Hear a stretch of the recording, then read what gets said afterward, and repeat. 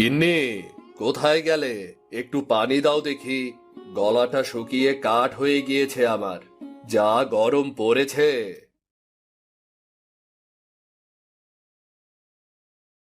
নাও পানি। ভাতও এনেছি, খেয়ে নাও।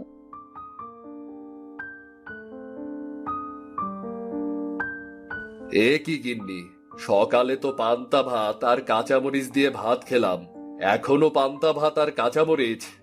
এটা যে কপালে জুটেছে সেটাই অনেক। পাশের বাড়ির ভাবির কাপড় পরিষ্কার করে দিয়েছিলাম, আর সেই জন্য এই পান্তা ভাত আর কটা কাঁচা মরিচ দিয়েছে, তাই তো খেতে পারছো। আর না হলে যে আজ না খেয়েই থাকতে হতো। কি করব গিন্নি, কাজ তো কম করছি না, তবুও যে কেন কষ্ট পিছু ছাড়ছে না বুঝতে পারছি না। মনে হচ্ছে এক্ষুনি বৃষ্টি নামবে। তাড়াতাড়ি জ্বালানিগুলো তুলে নি। মা, আমি তোমায় সাহায্য করি জ্বালানি তুলতে। তাড়াতাড়ি কর মা, অনেক কষ্ট করে জঙ্গল থেকে জ্বালানি কুড়িয়ে এনেছি। এগুলো ভিজে গেলে যে আজ আর রান্না করতে হবে না। মা, দুদিন ধরে পেট ভরে কিচ্ছু খাইনি, খুব খিদে পেয়েছে মা। আজ একটু বেশি করে ভাত রান্না করো না, পেট ভরে খাবো। এত কষ্ট করেও সংসার চালাতে পারছি না, মেয়েটার মুখেলা ভাত তুলে দিতে পারছি না। হে বিধাতা, তুমি একটা ব্যবস্থা করে দাও, ব্যবস্থা করে দাও, একটা ব্যবস্থা করে দাও। মন খারাপ করো না বাবা, দেখবে একদিন আমাদের সব অভাব চলে যাবে। তোরা তাড়াতাড়ি ঘরে যা, দেখ বৃষ্টি শুরু হয়ে গিয়েছে। গিন্নি, দেখো কেমন ঝড় হচ্ছে। এমন ঝড় হলে তো আমাদের ঘর ভেঙে যাবে। এমন অলক্ষণে কথা বলো না, বিধাতাকে স্মরণ করো, তিনি একটা ঠিক ব্যবস্থা করে দেবেন। রমেশ, রূপা, সোনালি যখন গল্প করছিল, তখন তাদের বাড়িতে অনেকগুলো হাঁস এসে ডাকতে শুরু করে। বাবা মা, দেখো না, কত সুন্দর সুন্দর হাঁস এসেছে আমাদের বাড়িতে। বলি বাবা, আমরা যদি হাঁস চাষ করি তাহলে কেমন হয় বলো? হাঁস যখন বড় হয়ে ডিম দেবে, তখন আমাদের আর না খেয়ে থাকতে হবে না। কথাটা তুই মন্দ বলিস নি রে মা, কিন্তু হাঁস কেনার মতো টাকা যে আমার কাছে নেই রে। বাবা, আমরা সবাই মিলে পরিশ্রম করব, টাকা জোগাড় করব। সে সময় হলে দেখা যাবে। তোরা এবার থাম তো। বলি শুনছো, দেখতে দেখতে তো সন্ধে হতে চললো, বৃষ্টি থামার তো কোনো নাম গন্ধও নেই। তবে কি আজও না খেয়ে থাকতে হবে? গিন্নি, ঝড় কম হয়ে গিয়েছে, আমি বাজারে যাচ্ছি কাঠগুলো বিক্রি করতে। কিন্তু বাবা, বাইরে তো অনেক জোরে বৃষ্টি হচ্ছে। এই বৃষ্টির মধ্যে তুমি কেমন করে বাজারে যাবে? আমার কিছুই হবে না। গিন্নি, তুমি ছাতাটা নিয়ে আসো দেখি। তোমাকে আর এই বৃষ্টির মধ্যে বাজারে গিয়ে কোনো কাজ নেই। আমি সীমা ভাবির বাড়িতে গিয়ে দেখছি দুটো চাল জোগাড় করতে পারি নাকি।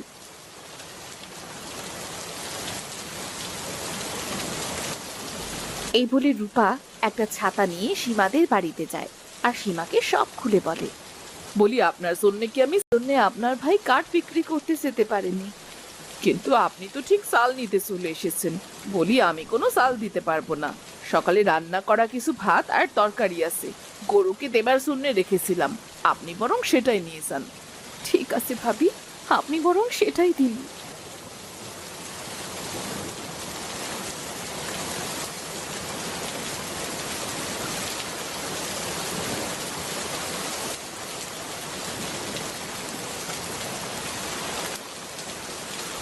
ওগো, চাল কি পেলে? না, সীমা ভাবি চাল না দিয়ে অনেক অপমান করেছে, তবে সকালের কিছু বাসি ভাত দিয়েছে। আজ বরং এটা খেয়েই দিন কাটিয়ে দাও। আমার জন্য তোমাদের কত কথাই না শুনতে হয়। না, এবার থেকে আমাকে আরো পরিশ্রম করতে হবে।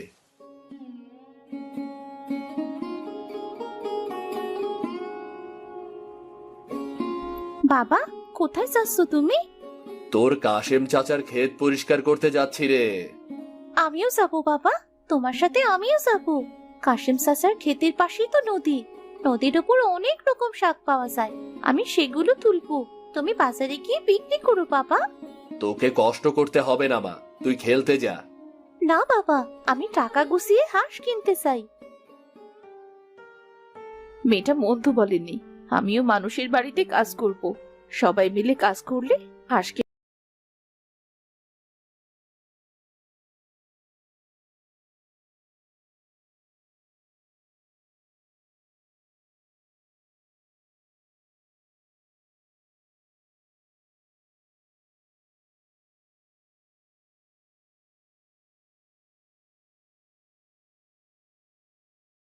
মালতী মাসি, আমার কাজ শেষ গো।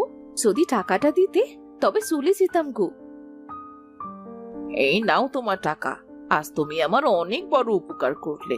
শরীরটা যে আমার বড্ড খারাপ, উঠতেই পারছি না। তুমি না এলে গরু তো না খেয়ে থাকতো। আমারও টাকাটা দরকার মাসি। আসলে মেয়েটা জেদ ধরেছে হাঁস পুষবে, কিন্তু হাঁস কেনার মতো তো টাকা নেই, তাই আর কি। এটা তো খুব ভালো কথা। একবার যদি অনেকগুলো হাঁস কিনতে পারো তবে তোমাদের আর অভাব থাকবে না। দোয়া করো মাসি, আমি আসি তবে। বাবা, তুমি তাহলে ক্ষেতটা পরিষ্কার করো, আমি নদীর ওপর থেকে শাকগুলো তুলে নিই। এই বলে সোনালি যায় নদীর পাড়ে শাক তুলতে, আর রমেশ এদিকে ক্ষেত পরিষ্কার করতে থাকে।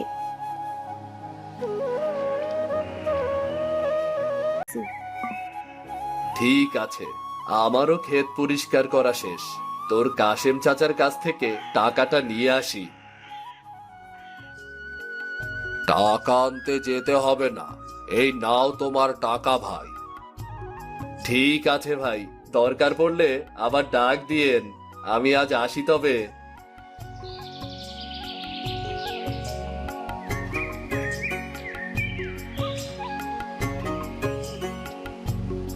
গিন্নি, ও গিন্নি, কোথায় গেলে? আমি বাজারে যাচ্ছি শাক বিক্রি করতে। দাঁড়াও, আমার কাছেও কিছু টাকা আছে, আজ কাজ করে পেয়েছি। এই টাকাও নিয়ে যাও। যদি কম দামের ভেতরে হাঁস পাও তবে কিছু হাঁস নিয়ে এসো। ঠিক আছে গিন্নি। এই বলে রমেশ শাক বিক্রি করতে বাজারে চলে যায়।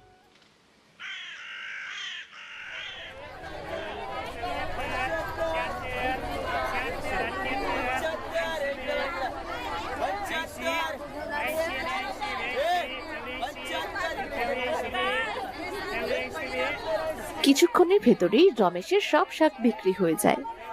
বিধাতার অশেষ রহমতে সব শাক বিক্রি হয়ে গেল। ওই তো একটা লোক হাঁসের বাচ্চা বিক্রি করছে। আমার কাছে যা টাকা আছে সেটা দিয়ে তো আর বড় হাঁস কেনা যাবে না। আমি বরং হাঁসের বাচ্চাগুলোর দাম কেমন? আজ আমি কম দামে হাঁস বিক্রি করছি।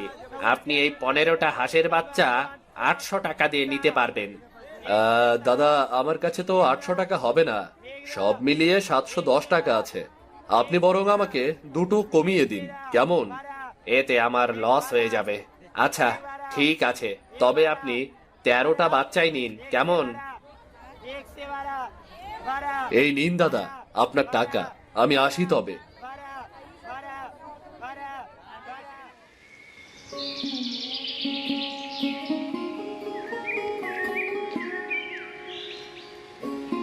বাবা, তুমি হাঁসের বাচ্চা এনেছো? আমার খুব আনন্দ হচ্ছে বাবা। আমাদেরও আজ থেকে অনেক হাঁস হলো।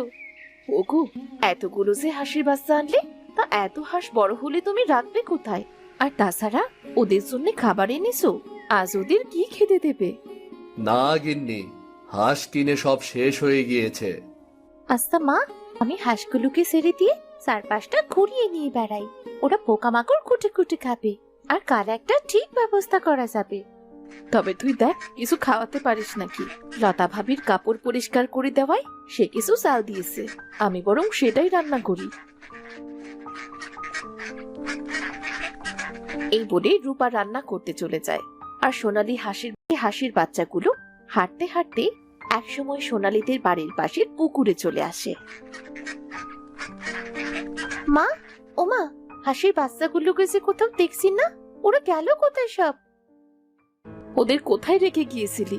কত আশা করে নিয়ে এসেছিলাম ওগুলোকে, সেই আশা বুঝি আর পূর্ণ হলো না। আসলে মা, হাঁসের বাচ্চাগুলো কিছুই খাচ্ছিল না, তাই ঘরে গিয়েছিলাম ওদের খাবার মতো কিছু আছে কিনা তাই খুঁজতে। এসে দেখি। আরে মেয়েটাকে বকাবকি না করে তাড়াতাড়ি হাঁসগুলো খোঁজো, না হলে যে শেয়াল কুকুরে ধরে খাবে। তারা সবাই মিলে হাঁসের বাচ্চাগুলো খুঁজতে শুরু করে। হঠাৎ সোনালী দেখে তাদের বাড়ির পুকুর পাড়ে তাদের হাঁসের বাচ্চাগুলো ঘাস খাচ্ছে। মা, বাবা, ওই তো আমাদের হাঁসগুলি পুকুর পাড়ে কি সুন্দর করে ঘাস খাচ্ছে। আরে তাই তো। মা, এখন থেকে আর হাঁসের চিন্তা করতে হবে না, এই পুকুর পাড়ের ঘাস খেয়ে ওরা বড় হবে। কথাটা মন্দ বলিসনি, কিন্তু ওদের কোথায় রাখবো? তেমন জায়গাই তো নেই। কেন বাবা, তুমি এই পুকুর পাড়ে হাঁসগুলোর থাকার জায়গা করে দাও। তাছাড়া এই পুকুর তো আমাদেরই, এখানে হাঁস পুষলে অনেক ভালো হবে। ছোট ছোট মাছ ছাড়বো। শুনেছি মাছ খেলে হাঁস অনেক বড় হয় আর তাড়াতাড়ি ডিম পাড়ে। হাঁসগুলো ভালোভাবে বড় করার জন্য আমাদের সবাইকে অনেক পরিশ্রম করতে হবে। মা সোনালি, হাঁসের বাচ্চাগুলোর পেট ভরে গিয়েছে, আজ এদের বাড়িতে নিয়ে চল। কাল ওই পুকুর পাড়েই আমি হাঁসের জন্য ঘর বানিয়ে দেব। ঠিক আছে বাবা।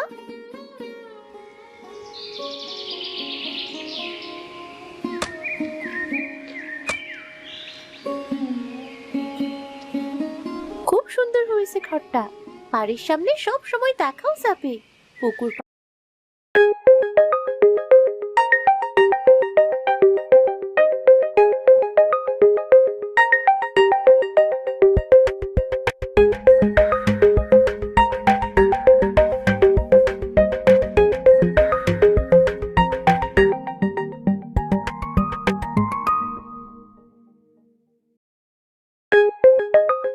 পাড়টাও খুব ঠান্ডা, হাঁসগুলোর কষ্ট হবে না। হ্যাঁ রে মা। আচ্ছা, আমি শাক তুলে বিক্রি করতে যাচ্ছি। গিন্নি, তুমি দেখো কারো বাড়ি কাজ পাও কিনা। কিছুদিন কষ্ট করে পুকুরে কিছু ছোট মাছ ছাড়বো, যাতে হাঁসের খাবার কষ্ট না হয়। বড় হলে কি আর শুধু ঘাসে হবে? আচ্ছা ঠিক আছে, তবে আমি যাচ্ছি। সোনালি মা, তুই তোর বাবার সাথেই যা। এই বলে রূপা কাজ খুঁজতে চলে যায়। রমেশ আর সোনালি শাক তুলে বিক্রি করে, পুকুরে মাছ ছাড়ে।